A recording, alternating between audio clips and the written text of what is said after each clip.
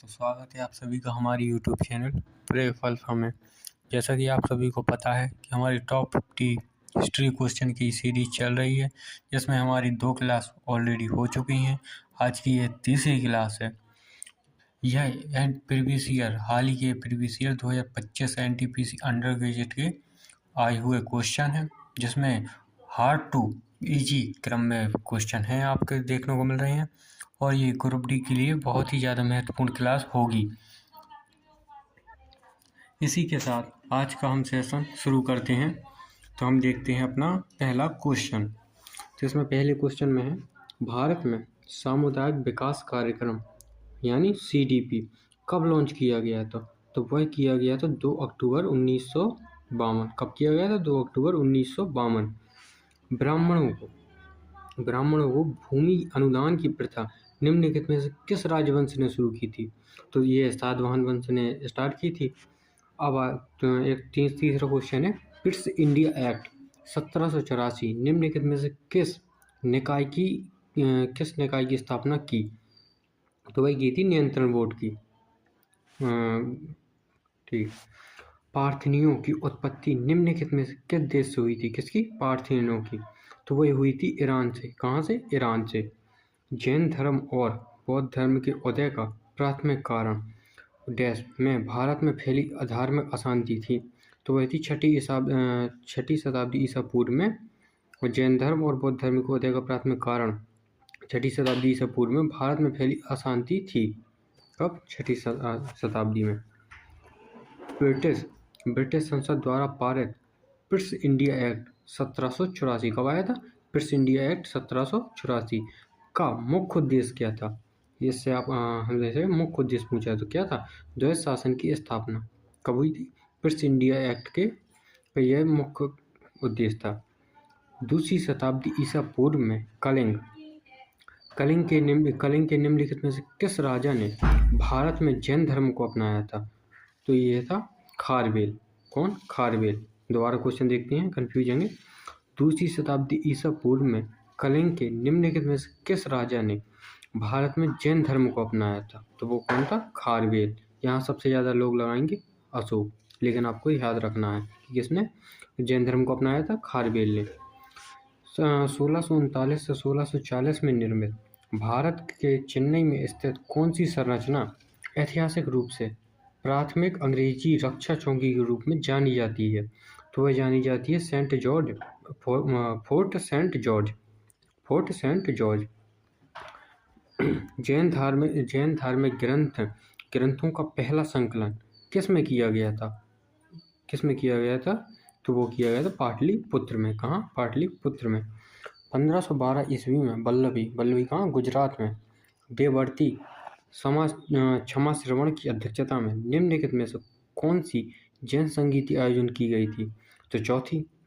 कौन सी? चौथी। 1773 के रेगुलेटिंग एक्ट में यह प्रावधान था कि कलकत्ता में एक मुख्य न्यायाधीश और 3 अतिरिक्त न्यायाधीशों के साथ एक सर्वोच्च न्यायालय स्थापित किया जाएगा। किसके साथ? एक मुख्य न्यायाधीश और 3 अतिरिक्त न्यायाधीश। कब? कौन से एक्ट से? 1773 रेगुलेटिंग एक्ट। किस अधिनियम ने पहली बार नागरिक और सैन्य प्राधिकरण के साथ भारत के गवर्नर जनरल का पद सृजन किया था? तो वो किया था चार्टर एक्ट 1733। आप सभी को पता भी होगा कि भारत के पहले गवर्नर जनरल कौन बने थे इसी एक्ट के बाद? तो वो बन गए थे लॉर्ड विलियम बीटेंक। कौन? बीटेंक। निम्नलिखित में से कौन सा विकल्प ब्रिटिश शासन के अंतर्गत भारतीय उद्योगों की स्थिति का सर्वोत्तम वर्णन करता है? तो कौन करता है? तो वो है पारंपरिक उद्योगों का क्रमबद्ध पतन। क्या क्वेश्चन है? ब्रिटिश शासन के अंतर्गत भारतीय उद्योगों की स्थिति का सर्वोत्तम वर्णन कौन करता है? तो वो करता है पारंपरिक उद्योगों का क्रमबद्ध पतन। निम्नलिखित में से किस राज्य से तेलुगु भाषी क्षेत्रों को अलग करके 1953 में आंध्र प्रदेश का गठन किया गया था? कब? 1953 में। तो ये मद्रास से अलग हुआ था। क्या मद्रास से अलग हुआ था? किस राज्य से तेलुगु भाषी क्षेत्रों को अलग करके 1953 में आंध्र प्रदेश का गठन किया गया था? तो मद्रास। कब? 1953। हाजी शरीफुल्लाह के नेतृत्व में हयाजी आंदोलन किस क्षेत्र में धार्मिक शुद्धिकरण और अंग्रेजों का विरोध करने पर केंद्रित था? तो कौन था? वह था बंगाल। कहाँ? बंगाल। भारत के निम्नलिखित में से किस शताब्दी के उत्तरार्ध में रेलवे का विशाल नेटवर्क जिसने लोगों को अपने परिवार और रिश्तेदारों से मिलने की सहायता की शुरुआत हुआ था? तो वह थी 19वीं शताब्दी। कब? 19वीं शताब्दी। 1898 में निम्नलिखित में से किसने एक ऐसा अधिनियम पारित किया था जिसके तहत ब्रिटिश शासकों के विरुद्ध लोगों को भड़काने की कृत्य को अपराध श्रेणी में शामिल किया गया था? तो लॉर्ड कर्जन। क्वेश्चन दोबारा पढ़ते हैं। 1898 में निम्नलिखित में से किसने एक ऐसा अधिनियम पारित किया था? कैसा? जिसके तहत ब्रिटिश शासकों के विरुद्ध लोगों को भड़काने के लिए कृत्य को अपराध श्रेणी में शामिल किया गया था। सीधा है कि लॉर्ड कर्जन ने एक ऐसा अधिनियम पारित किया था कि जो भी लोगों को ब्रिटिश शासन के विरुद्ध भड़काएगा उसको जेल होगी या अपराध की श्रेणी में डाला जाएगा। अगला क्वेश्चन देखते हैं। रॉयल एक्ट कब आया था? 1919। रॉयल एक्ट का विरोध करने के लिए 24 जनवरी कब? 24 फरवरी 1919 को गांधी जी ने किस निकाय का गठन किया था? तो सत्याग्रह सभा का गठन किया था। किसका? सत्याग्रह सभा का। क्या था? क्वेश्चन दोबारा पढ़ते हैं। रॉयल एक्ट का विरोध करने के लिए कब? 24 फरवरी 1919 को गांधी जी ने किस निकाय का गठन किया था? तो सत्याग्रह सभा। अभी लड़के कंफ्यूज आएंगे। खिलाफत आंदोलन भी 1919 में आया था, तो सबसे ज़्यादा यहीं लगा देंगे, जो कि हो जाएगा गलत। तो आपको याद रखना है कि सत्याग्रह सभा। निम्नलिखित में से दिल्ली सल्तनत को कौन सा विभाग साम्राज्य की सेना के सैन्य संगठन और प्रशासन के लिए उत्तरदायी थे? किसके लिए? सैन्य संगठन और प्रशासन के लिए। तो वह था दीवाने अर्ज। क्या? दीवाने अर्ज। निम्नलिखित में से किस वैदिक शब्द का शाब्दिक अर्थ गायों की खोज और यह युद्ध को संदर्भित करता है? तो वो था गवेषणा। क्या? गवेषणा। क्या? वैदिक शब्द का शाब्दिक अर्थ गायों की खोज और युद्ध को भी संदर्भित करता है। तो कौन सा? गवेषणा। बहावी आंदोलन की शुरुआत सैयद अहमद ने की थी, जो कहाँ? रायबरेली से थे। कहाँ से थे? रायबरेली से। सैयद अहमद। इनमें से कौन सा एक सन 1957 क्रांति हुई थी ना, से पूर्व ब्रिटिश शासन के विरुद्ध जन आक्रोश का कारण नहीं था? क्या? नहीं था। तो धार्मिक सहिष्णुता नहीं थी। कौन था? नस्लीय भेदभाव थे, कम मजदूरी थी, उच्च कर भी थे, लेकिन धार्मिक सहिष्णुता नहीं थी, क्योंकि उन्होंने धार्मिक से रिलेटेड कुछ किया ही नहीं था। उन्होंने कर बढ़ाया था, नस्लीय भेदभाव भी किया था। अब अगला क्वेश्चन देखते हैं। उत्तर वैदिक काल के दौरान निम्नलिखित में से किस पशु को दलदली भूमि की जुताई के लिए हेतु विशेष रूप से उपयोगी बताया गया था? तो वो था भैंसा। किसको? भैंसे को बताया गया था। संगम शब्द निम्नलिखित में से किससे संबंधित है? तो ये तो आपको सबको पता होगा कि तमिल विद्वानों की एक साहित्यिक सभा थी। कैसी? साहित्यिक सभा थी। संगम का अर्थ। वास्को डी गामा निम्नलिखित में से किस वर्ष दूसरी बार मालाबार तट पर कालीकट में उतरा था? तो ये उतरा था 1502। पहली बार तो सभी को पता है 1498 में, लेकिन ये दूसरी बार पूछ रहा हमसे कब से, तो कब? 1502। जाति उन्मूलन के लिए किए गए कार्य हेतु परमहंस मंडली की स्थापना निम्नलिखित में से किस शहर में की गई थी? तो वो की गई थी बॉम्बे में। कहाँ? बॉम्बे में। और अगर आपसे पूछा जाए कि परमहंस मंडली की स्थापना किसने की थी, तो ददोवा पांडु जी ने की थी।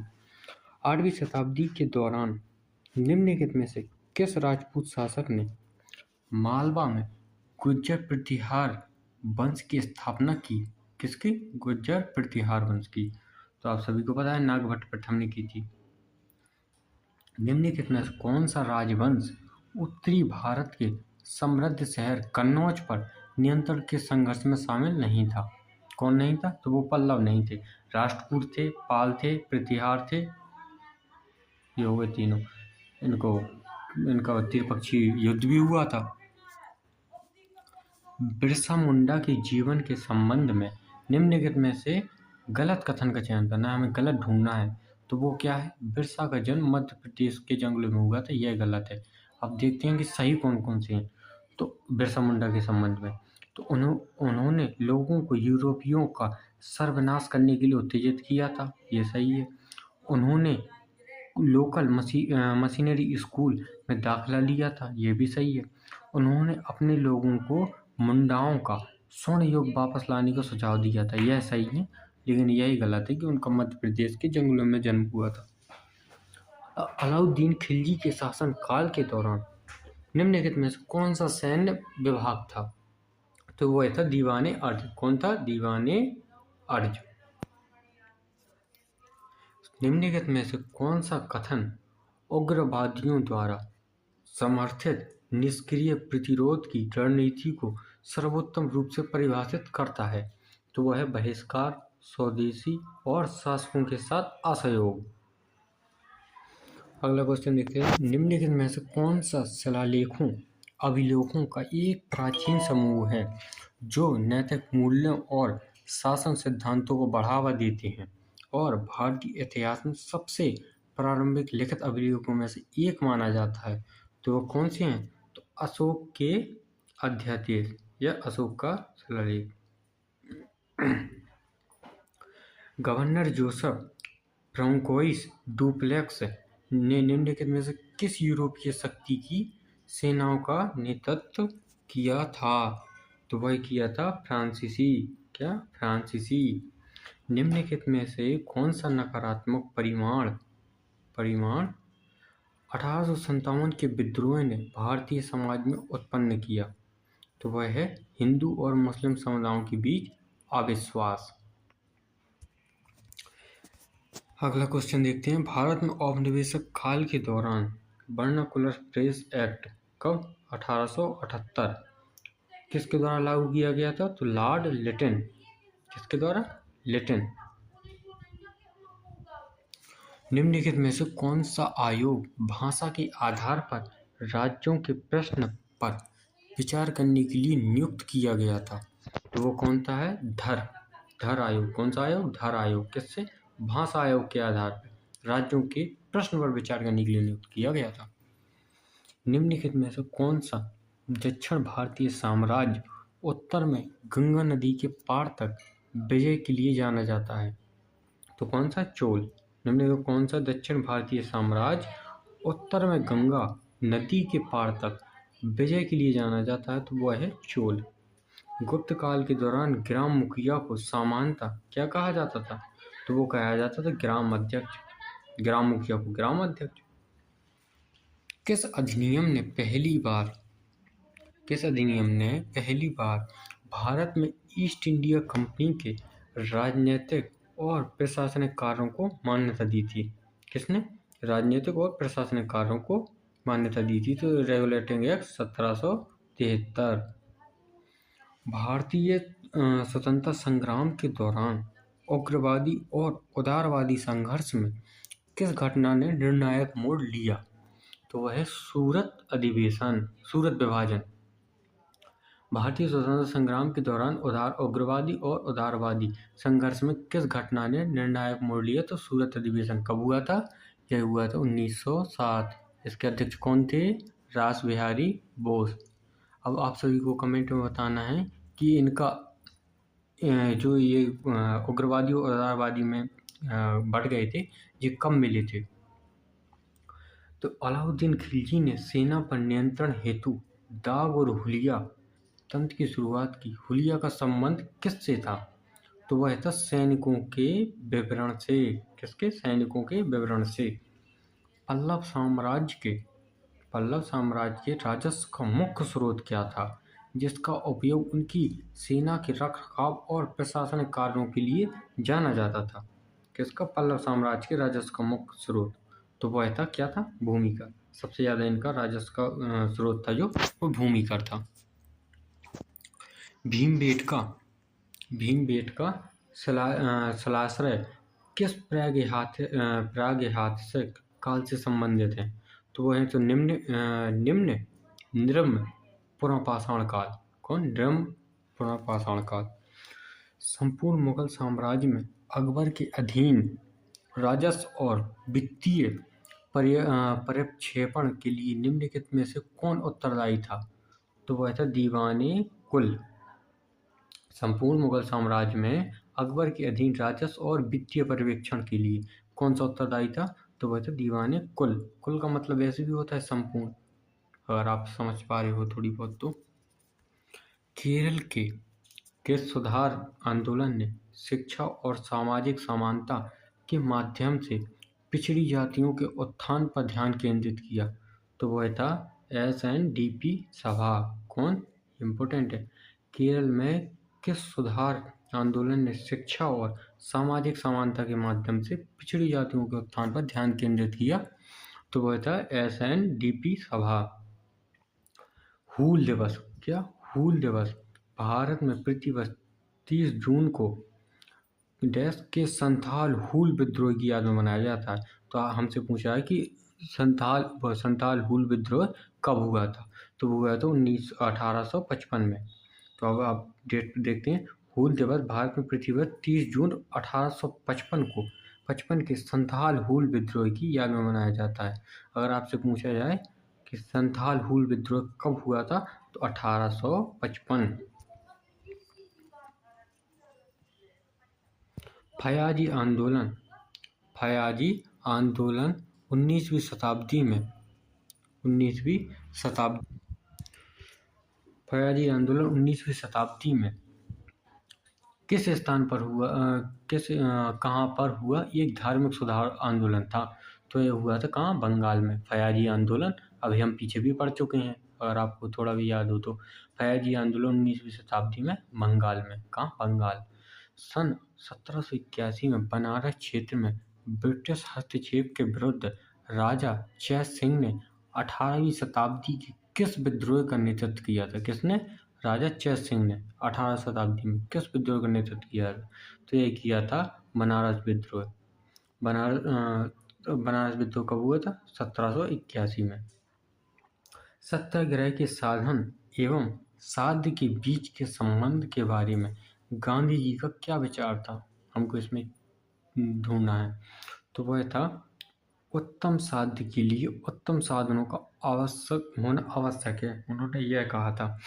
क्या कहा था? उत्तम साध्य के लिए उत्तम साधनों का होना आवश्यक है, ये उन्होंने कहा था।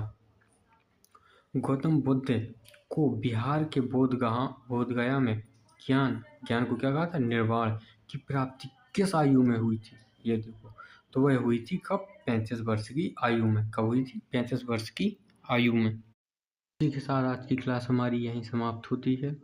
मिलते हैं कल फिर एक अपनी नई क्लास के साथ। अब आप अपना स्कोर कमेंट करके ज़रूर बताएं कि कितना सही कर पाए हैं आप लोग 50 में। और ये ग्रुप डी को ध्यान में रखते हुए है, आपको हमने पहले भी बता दिया था। इसी के साथ मिलते हैं हम कल अपने एक नई वीडियो में। चैनल को सब्सक्राइब कीजिए और वीडियो पसंद आया तो लाइक कीजिए और एक कमेंट कीजिए।